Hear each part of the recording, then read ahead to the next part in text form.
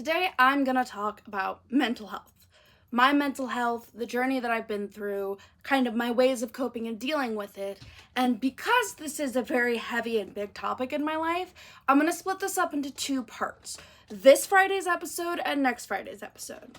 So this Friday's episode, I want to talk about me and my journey and my mental health, my diagnoses, what I have, what I've been going through, trigger warning for depression, anxiety, anorexia, talks of suicide, family drama. Like, be careful going into this. I'm not going to get into too much detail, but I do want to be cautious for those who are triggered by talking about this stuff. But I think it's good to start on a baseline of talking about my life and what I've been through to then understand my advice and everything, which will be part 2. Next week's episode, I will talk more about my advice for dealing with mental health, tips and tricks, things that I encourage in my friends and my people around me, as well as how I have learned to balance my work and productivity and my creativity amid my highs and lows when it comes to all the stuff that I deal with on a daily basis. So if you want to just jump straight into the advice, then check out next week's video. If this is already well past that and you're catching this in the future sometime, go check out part 2. I will link it up above once it is out. Check that out if you want to skip all of that. This video is going to be about my journey and what I've been through to kind of like put it out there for people. A, so that I have a place that I can go to look at it and remind myself, hey, you've been through a lot. And B, to just help people know they're not alone in this. I know I, for the longest time, felt like I was the only person who was going through hard times, and thankfully I have found communities online and I've talked to a lot of people and I've made some amazing friends that have proven to me that I am not alone in what I struggle with. And as a side note, if I cannot get the noise of the blinds jangling out of the video, just know that is because there is a little baby boy climbing around behind the blinds here trying to see outside where all the lizards and everything are. Let's start off with just a basic overview of what my life has been like up to this point before getting into the details of things that I've been diagnosed with, things that I am probably going to be diagnosed with, and other things, late diagnoses and all this stuff. I was born in California, raised here for 8 years with my mom, my dad, and pretty much my entire family. When I was 8, my dad uprooted us and moved us 24 hours away to Washington State. We moved 2 states up to Washington, and I spent pretty much all my life there until I moved here to California. If any of you have been on this channel, you'll remember that move. I did a few videos during then. It was shortly after the move that I had stopped YouTube. I tried to keep it going through the move, but it was hard. During those probably first 10 years living in Washington, so from the ages of 8 to about 19, 20, is where all my trauma happened. That is where everything in my life was hell. I genuinely don't remember all of it. My brain has, I don't know if repressed is the right word, but my brain has blocked memories for my safety. So there's a lot of things that I do not remember from the ages of 8 to 20. Hell, I don't even remember walking for my graduation. I remember the panic and the fear of my high school graduation and knowing that, hey, I want to go talk to all my friends, but if I don't leave this graduation soon, my family's going to be annoyed. Specifically my dad, who doesn't like social interactions. So I have a few blips of bad memories, I have a few blips of good memories and moments, but I don't remember all of it, or the worst parts of it. I just know what it left me with.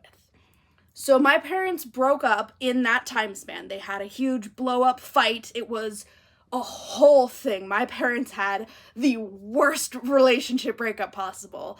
And it was hard for me because they weren't married. So we still continued to live together. Even though I believe I was 13 when they finally ended things, when things finally exploded and my whole world changed.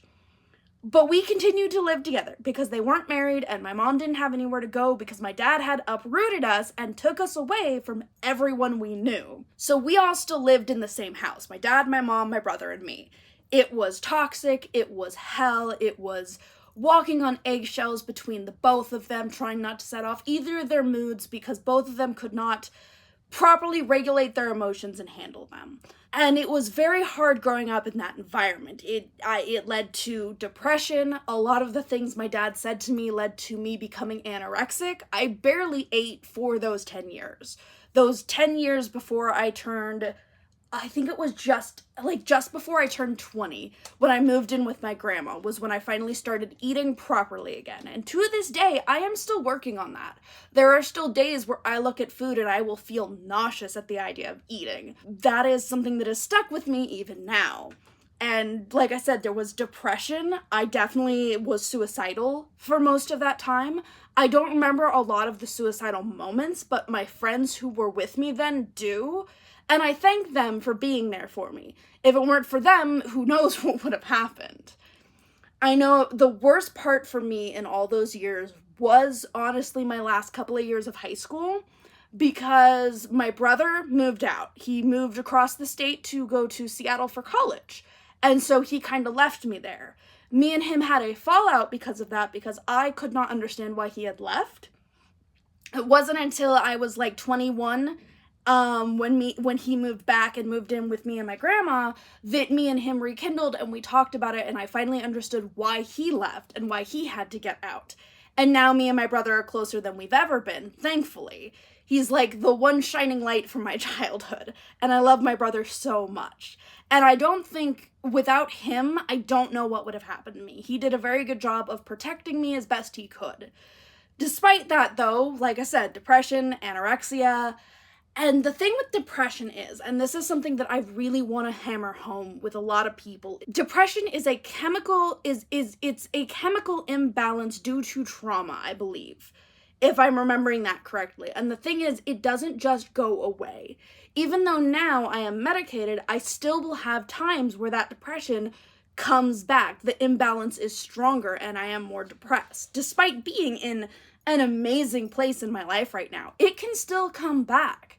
That's why, like, I haven't posted videos in a while and I've been struggling. I've been in one of my low points. Once the trauma happens, you spend the rest of your life healing from it. Healing from something someone else did to you. And on top of family drama that I was dealing with during those 10 years, I was also relentlessly bullied in school. And I didn't have a lot of people that I could go to. I realize now later that most of the people that I called friends were keeping me around because I was smart and I got them out of trouble, and being seen with me was a good image for them. That is what most of my friends were growing up. And I didn't realize that at the time. And part of that's because of late diagnoses. I knew something was wrong with me for a very long time, especially during those 10 years. It wasn't until last year that I got diagnosed with autism and ADHD. And I found out later from my family that my mom had tried to get me diagnosed with those, but all the doctors and my dad told her that's not possible. Similar to how I'm dyslexic as well. And that was a big hurdle growing up as well. I couldn't learn as fast as other kids, and it was really hard. But all the doctors and all the teachers looked at my parents and said, your daughter is a woman. She is a girl. She cannot be dyslexic. What about your son? Your son struggles in school. What about him? And so everyone brushed off my struggles with mental health and with fitting in. And so for the longest time, because of that, I felt like an outcast even when people around me showed genuine care for me. Senior year was the first time I ever actually felt like I fit in with a group of friends. Granted, that friend group then imploded not long after, but it was nice to kind of feel like people genuinely cared for me for once. And it took until I was 17, 18 for that to happen, and that is insane to me. And so growing up in a toxic household with toxic school environments, it was very, very hard, and all of that left scars all over me in the form of my current diagnoses that I'm healing from, including I was diagnosed with when I first started therapy. I started therapy when I was 17, and my therapist diagnosed me with generalized anxiety disorder, which is basically I was panicking 24/7. No matter what, if I was alone, I was panicking. If I was having fun, I was panicking. everything I did gave me anxiety because it's the environment I grew up in. And because being raised in such an anxiety-inducing environment, my anxiety levels were like 10 times higher than the average person. And now, thankfully, with medication, it has gone down, but I do still, like I said, have moments where it gets pretty bad. And I didn't even start medication initially. Initially, when I started therapy, I was averse to the idea of medication. It honestly wasn't until one of the K-Cons that I went to that I realized that I was in a place that I knew well, I was enjoying myself, and I was still panicking.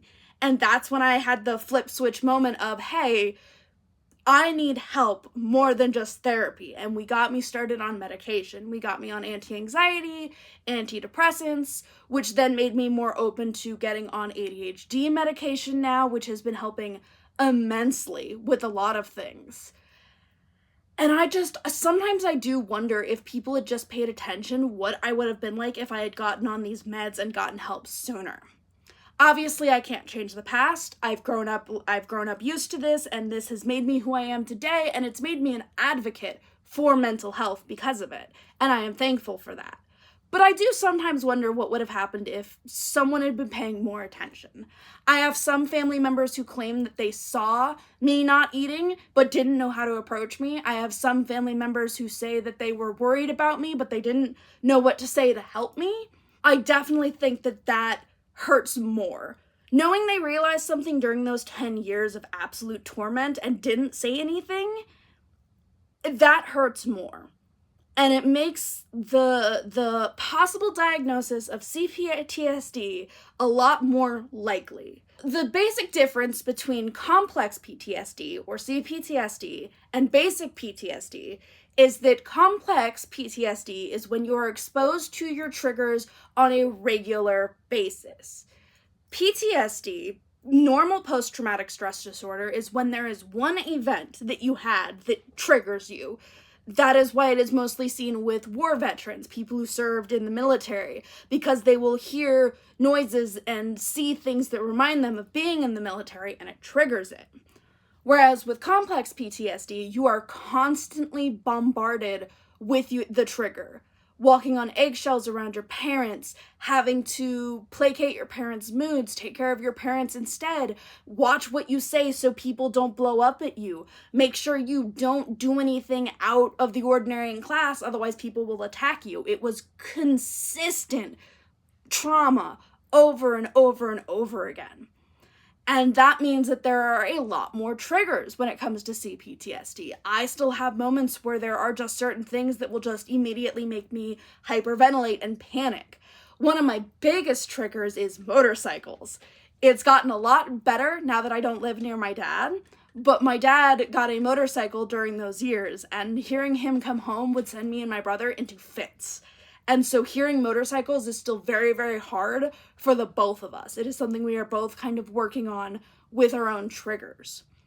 And that's one of the things I think, once I learned about CPTSD, that made me make the decision to put my mental health first. That was 10 years. In my most formative years, too. 10 years of absolute trauma and survival mode and not knowing if I was gonna make it to 20. And when I got to 20 and my uncle basically, he didn't kidnap me from my dad, but when my grandparents moved into town, we lived in the countryside, and when my grandparents and my uncle moved into town, they offered me a place. My grandma wanted me to move in with them. She was adamant about it. My dad told me no because I would not be mooching off my family. He would not allow it. He wanted me to get a job and go to college and do all this stuff that I couldn't feasibly do while living there. But he wanted me to do it anyways. And so my uncle told me, pack up your stuff, and he drove over, picked me up, and I moved me into my grandma's house. It wasn't kidnapping, but it felt like kidnapping. I was 19 at the time, but it felt like kidnapping. Once I was out, once I was living with my grandma and I had my own space, honestly, it got worse for a little bit. That is something that I have learned, and I have told my friends time and time again, because a lot of them live in bad environments that they are trying to get out of. It gets worse for a short time. once you leave that toxic environment, it is petrifying. And I was having more panic attacks than I had ever had, and I was so scared.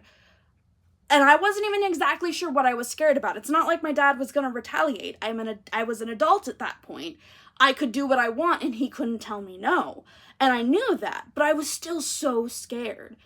And that was when I made the decision to put my mental health first. That's when I decided I need to work on healing. And I started more regularly going to therapy. I spent a year trying to figure out what I wanted to do with my life and find a college degree that would work for me. And my grandma, bless her soul, she is so supportive. She has always been there for me, and she has always made sure to take care of me. Her and my uncle and my grandpa were my lifesavers at that point. If it weren't for them giving me a space that I felt safe and comfortable in, I would not have been able to heal as much as I did. The problem was, once I was out and I started healing, I realized that I couldn't heal in that town even. As much as I loved my grandma and I miss living with her and I miss her and my uncle dearly, it was being with them after like a couple of years that I realized that I wasn't going to get better in this town. There were too many people around me that triggered me. There were too many people from my high school that I could run into.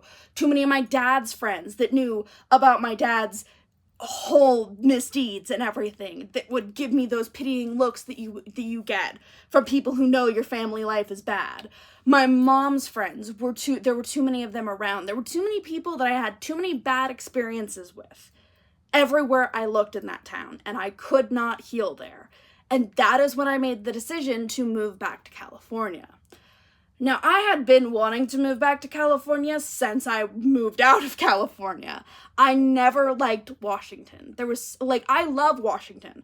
It is an amazing state. It is beautiful. It is gorgeous, but I have never felt comfortable there. And I had been telling my family pretty much since I was very young, probably 13 is when I started telling them that my goal was to move back to California. Obviously, I got picked on for it by my own family, specifically my dad. A lot of my trauma comes from my dad. But I was told that I wouldn't make it and that I wouldn't do it, and then I just decided, fuck it, I'm gonna do this one way or another. I don't care if I'm living on the street, I don't care, I'm gonna do this. Thankfully, Gus, my best friend and roommate, ended up having a falling out with his family, horribly. They've been working on it. They've been getting there. But him and his family had a big moment, and he decided that he wanted to go with me. He also wanted to get out of that town. And so together, we have made it work, and we have proven ourselves. And I think these last 4 or 5 years that I've been living here in California have been more healing than anything I have ever done. And while, yes, putting my mental health first has put a damper on my career path, it is the best choice that I have ever made. Because even though I'm not as far along in my publishing career as I want to be, I didn't end up pursuing music like I thought I would, I still did the right thing. I know creatives create art through pain. I'm aware of that. But for me, the pain was too much. I could not create while I was in pain. I didn't get through searching for home until I started healing. Nothing ever came to completion until I was in the process of healing. And so I did the hard part. I did the healing and the work at the same time, and it didn't work. And so then I put healing first, and my work suffered a little. That's why Blood of the Coven took so long. Planet 737 took so long. And this next book is taking a while because I'm trying to work on myself while balancing productivity and creativity. Because I am not the kind of creative who creates better when I am broken. I create better when I am healed. And most of my ideas and all my stuff that I have in my head came from those early childhood days when I was writing novel ideas and book ideas. The next book I'm working on is an idea from my childhood. And those were some of the early childhood was the best times in my life. And I realized that was when I was the most creative. That was when I did the best.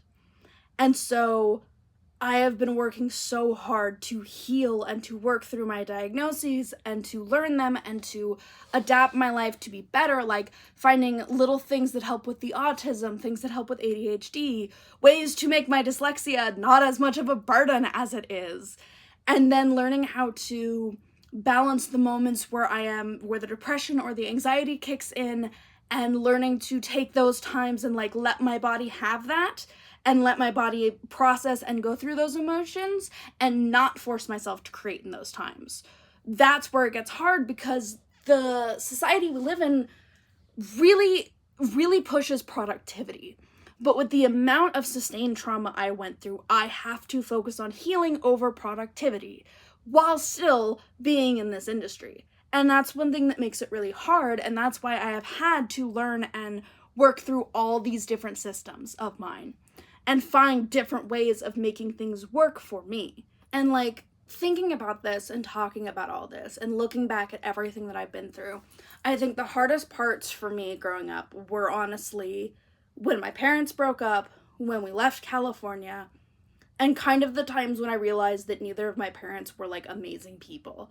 Like they tried their best in their capacity, but both of them messed up.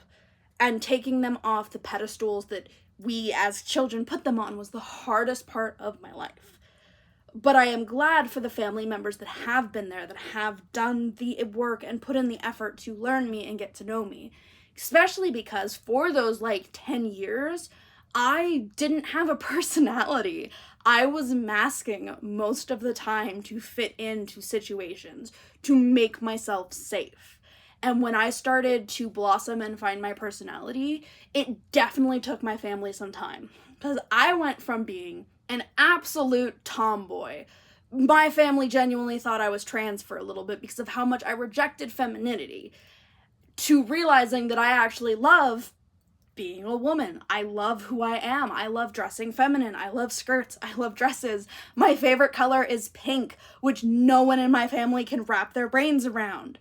The fact that I have interest, the fact that music means so much to me. I no longer try to dampen how much music means to me just because my family finds it weird. I don't try to pretend to be into cars because my family is. Like, I don't know a lot about cars. I know enough to know when a mechanic is trying to rip me off, and that's about all I know about cars. I have found my own personality over probably the last 6 years. I have really built my personality and learned who I am as a person and blossomed, finally. Took me to the age of 27, but I got there. And it's been really hard for my family to wrap their brains around, really hard for them to get on board with. They're coming around, but it's definitely a good thing that I only live with my mom. My mom is definitely another one that struggles, and she has her own mental health issues. I'm trying to get her into therapy, and someday I'd eventually like us to live separately. I think that'd be better for our relationship. There's a lot of stuff me and her still need to work through and talk about that she does not want to yet. So I think living on my own would be better for that. Right now, this is what I have to deal with, and at least now she is the only family member I have constant communication with. And it's easier to like have these changes and come into myself and then meet with my family in short bursts and then come back to my safe space in this apartment with Gus, with our cats. This is my safe space now. And I never thought I'd have that. Like, genuinely, I never thought I'd have a space that I felt safe and protected in, that was my own. Independence was such a foreign idea to me for the longest time. Mom was definitely a helicopter parent. I wasn't allowed to do a lot of things. I wasn't allowed to, I was basically relied on her and Dad for everything. And granted, yes, now I do rely on Gus for finances, but I'm more independent in every other aspect of my life. And someday I will be independent in my finances as well. I am taking the extreme slow path on career, but I think that that's going to pay off in the end because my work is definitely getting better and it is improving as I go on. And I hope that I can be like a testament to people that it does get better. It takes a lot of hard work, but it gets better. It's just figuring out where you can heal, I think. There's two of my friends, two of my international friends that I've been talking to a lot recently about this, about how sometimes you have to leave certain places to be able to heal. Sometimes you have to move away and then you can start the healing process. And that is a really, really big thing that I want people to know. Moving away from me helped. It doesn't help everyone, but sometimes that can be the answer that you are looking for. And like I said, I've been through a lot, and I grew up thinking it wasn't a lot. I grew up being told that that wasn't traumatic, and that that's not, there are worse things people have gone through. There are homeless kids out there and stuff, but it's like, I grew up never knowing what my house was going to be like. I grew up never knowing if we were going to pay the bills, not knowing if we would have enough food, not knowing if I was even going to be able to stomach eating half the time. Like, that was traumatic. My brain knows better than anyone else who wasn't in that situation, because it altered the way my brain functions, and it made growing up so much harder, and it made the healing journey has taken so long. I'm not sure how cohesive all of this is, or how much it is understandable. But that is like my life journey and what I have been through, and I am happily can say that I am content with my life right now. Obviously, there are some things that I could want for a romantic partner, a bigger apartment for these little ones, because this is such a tight space for them. And for us, me and Gus share a room with 2 beds pushed right up against each other and no space. Like, obviously, I'd love a bigger place, and I'd love more money, obviously, but other than, like, those things and the wants that I am fine without right now, I am very content, and I am happy. And I have moments where I get super low, and I get sad, and the depression hits, and all the old thoughts come back, but I have processes and ways of dealing with them now that make it easier and make it not as detrimental to me. And I know that once I get through those low periods, I'll be back. Like right now, I just came off a low period. Part of it was because I'm at the end of my cycle, and that is another big thing that has to do with depression and mental illness when it comes to being a woman or being someone with a period. Like, that changes a lot of how you handle mental illness.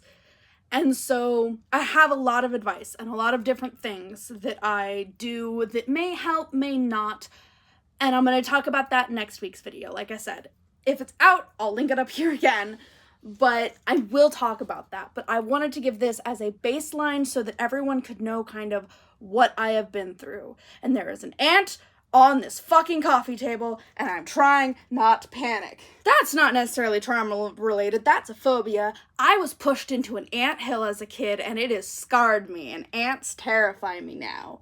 Now that I have seen one ant, though, I need to get off this floor and go check to make sure there are no more around the coffee table or this area over here, because the cat food's over here, so I'm gonna have to check that. If you watched all the way to the end, just thank you for listening and hearing my story. I feel better about being able to share it now. I was at a point for a long time I was not comfortable with the idea of sharing it, but I feel better, especially because I've heard other people's stories, and I really, really think that sharing your stories helps people feel seen and helps people process their own. It definitely helps to share your story if you're in a place where you can. And I can say I finally am. I feel finally like a human with a personality and an adult with their own independent life. And I never thought I would, but I got here. So I am living proof that you can do it too. And next week, we'll talk a little bit more about advice that I have and kind of what I would suggest in certain situations. Obviously, I'll say it at the top of the other video as well, but take it with a grain of salt. Always take the advice I have, apply it to your own situation, and see if it will work. It may not. I hope that this video helped someone out there. If this video helped one person, I call this a success. Thank you, though, for listening to my story. That also means the world to me. Thank you guys, though. Again, I'm just gonna keep saying thank you, because the fact that people watch this video is insane to me. And it feels good to finally tell my story. So, this will be here as a reminder on the channel for what I have been through, and for others as hopefully encouragement that they too can come out the other side.